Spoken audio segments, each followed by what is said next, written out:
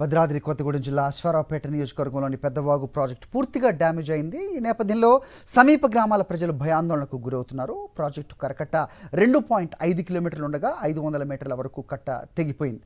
మరో కిలోమీటర్ వరకు పాక్షికంగా దెబ్బతినింది. అది కూడా ఎప్పుడు తెగుతుందో తెలియని పరిస్థితి ఏర్పడింది. ప్రాజెక్ట్ డ్యామేజ్ను పూర్తి చేయాలంటే ఏడాది వరకు సమయం పట్టే అవకాశం ఉంది. పెద్దవాగు ప్రాజెక్టు వద్ద తాజా పరిస్థితిని మా ప్రతినిధి మహేందర్ అందిస్తారు. తాజాగా కురిసిన వర్షాల నేపథ్యంలో పెద్దవాగు ప్రాజెక్టు డ్యామేజ్ తీవ్రత ఎక్కువగా ఉందని చెప్పుకోవాలి. ప్రాజెక్టు సంబంధించి పూర్తిగా సరౌండింగ్స్ 2.5 కిలోమీటర్స్ వరకు ఈ కట్ట అనేది ఏర్పాటు చేయడం జరిగింది. ఇందులో దాదాపుగా 1/2 కిలోమీటర్ మేర ఆ కట్ట పూర్తిగా డ్యామేజ్ అయినట్లు కూడా అధికారులు చెప్తున్నారు. మనం ఒకసారి విజువల్స్ లో చూస్తున్నాం. ఇది కూడా మనం నిల్చున్న కట్ట పైన కూడా దాదాపుగా ఇవి కూడా చీలికలు సంబంధించి వస్తున్నాయి. ఇవి కూడా ఎప్పుడు తెగిపోతుందో తెలియని పరిస్థితి ఏర్పడింది. అవతల వైపు కూడా ఒకసారి చూపించే ప్రయత్నం చేస్తున్నాం.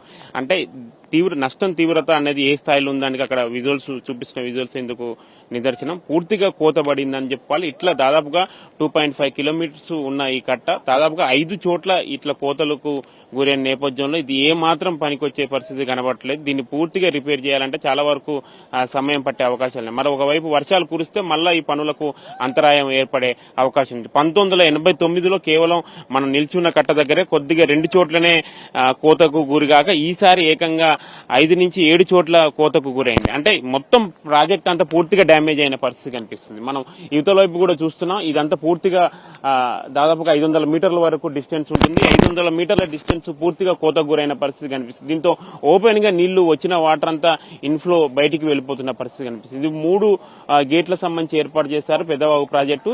0.5 టీఎంసీల దీనికి సంబంధించి కెపాసిటీ మొత్తం 45,000 క్యూసెక్లు నీరు సంబంధించి నిల్వ సామర్థ్యం ఉన్న కెపాసిటీ. అయితే నిన్న దీనికి 2-3 ఎక్కువగా వాటర్ వచ్చింది. నిన్న మధ్యాహ్నం వేళ కేవలం 50,000 క్యూసెక్ల నీరు రాగా సాయంత్రం వేళ ఏకంగా సాయంత్రం 6 గంటల సమయంలో 80,000 క్యూసెక్ల నీరు వచ్చింది. అంటే స్థాయికి మించి అంటే సామర్థ్యం మించి వాటర్ వచ్చిన నేపథ్యంలో కట్ట అనేది ఏమాత్రం తట్టుకోలేక పూర్తిగా తెగిపోయిన పరిస్థితి కనిపిస్తుంది. ఈ భారీ ఎత్తున వర్షాలు పడిన నేపథ్యంలో ఈ ఎఫెక్ట్ పడింది. రానున్న 2 నెలలు కూడా చాలా కీలకంగా ఉండే అవకాశం ఉంటుంది. 2 నెలలకు సంబంధించి ఎటువంటి పరిస్థితులు ఎదురవుతాయని కూడా స్థానిక గ్రామాల ప్రజలు కూడా భయాందోళనకు గురవుతున్న పరిస్థితి కనిపిస్తుంది.